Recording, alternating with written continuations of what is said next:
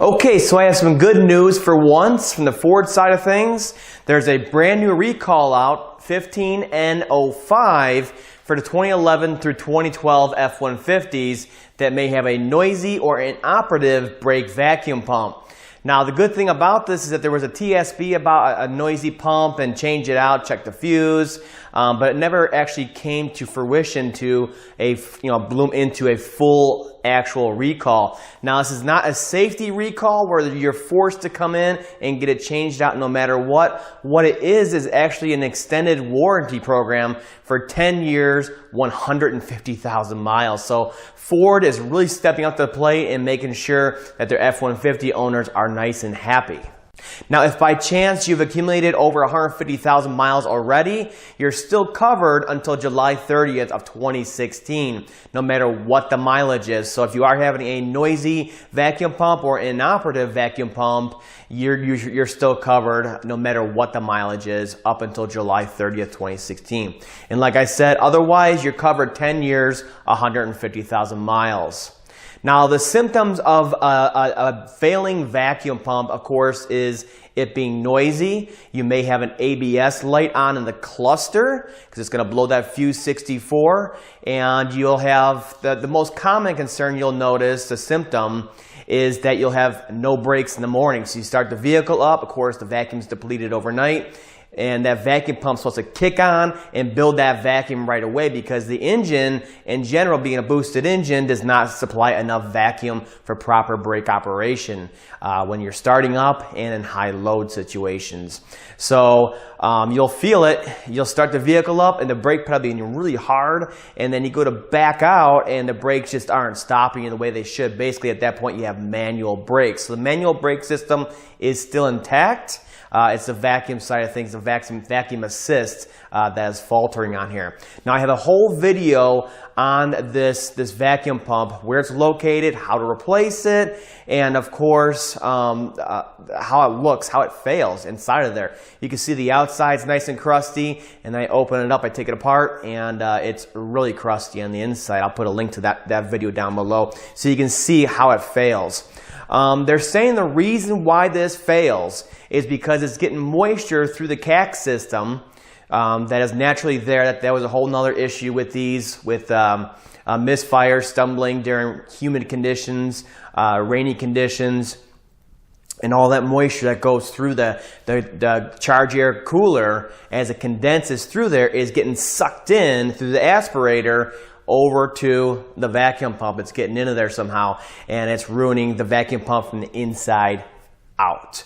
So that's definitely not a good thing. And with the new vacuum pump, when you get it changed out, you also get a new vacuum hose. So it basically goes from the intake and over to the booster and then over to the vacuum pump and takes the air intake part of it out of the equation. Now, you're probably wondering, why is my 13 or 14 F-150 not covered by this recall? Well, Ford got smart, and in 2013, they went over to a mechanical vacuum pump on the back side of the right-hand head. And I was surprised that was never there in the first place, considering the rest of the Ecoboost lineup, the 4-cylinders, on the other vehicles, they all had mechanical vacuum pumps on them that, to this day, I've never seen one fail. So 13s and on, the issue's been fixed with mechanical pump. It's just the 11s and 12s that may have this issue with the electric vacuum pump over there in the left front fender. Now, if you already paid for this repair out of your own pocket, you have until July 30th of 2016 to submit for reimbursement from Ford. So make sure you guys get out there and submit that right away with your local dealer and get your money back, because these things are about $500–600 plus labor, diagnosis, whatever they charged you, maybe even towing. So get that money back from Ford while you can. Now, that's all great news, but the problem with it that I have is that Ford knew about this for a while. They came out with a revised vacuum pump that was all plastic now, so it could not corrode.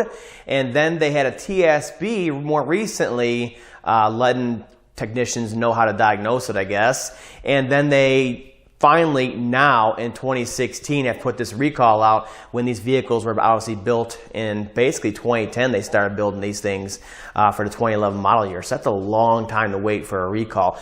But it's here. The other issue I'm having is that there was a TSB out 15-0003 that dealt with fuel, odor, in the oil on the Ecoboost engines. Basically, they had a new PCV and they had a new calibration for the engine for cold start, so we don't get as much fuel dilution in the oil. At the bottom of that TSB, they say reprogram the ABS module for whatever reason and replace the vacuum line that I talked about earlier that was allowing moisture to get over to the vacuum pump itself. Without any explanation, any other reason, they drop that in to the fuel TSB and then say a word as to why or what problems that hose was causing to let you guys know, the owners, to repair that part or replace it prematurely to stop that water ingress to the pump. And they did that before on the Ford Escapes, 2008 I believe through 12. They had a TSB out for replacing the receiver dryer with the latest part number. You may get debris throughout the system, and it's a big repair out of warranty, about $2,500, right? So they got rid of that TSB altogether, and then they put out a new TSB about the blower motor resistor, which is inside the cabin there, and a water leak from the wiper cowl that may get down onto there and ruin the card. Oh, last step, go ahead and replace that receiver dryer. Thanks. No explanation. So they're slipping other repairs into these TSBs, which may help you guys out, but it perplexes me that they know this is such an issue. Why are they not going after it with its own TSB or with a recall? So they're doing, that's kind of hokey stuff they're doing recently. I don't like it. It comes out of nowhere, and I see it from time to time in TSBs. So that's a little backstory on this whole issue that's been coming out in different forms of publications from Ford in the back end here. Either way, they're stepping up, they're paying for it, they're paying for your past repairs.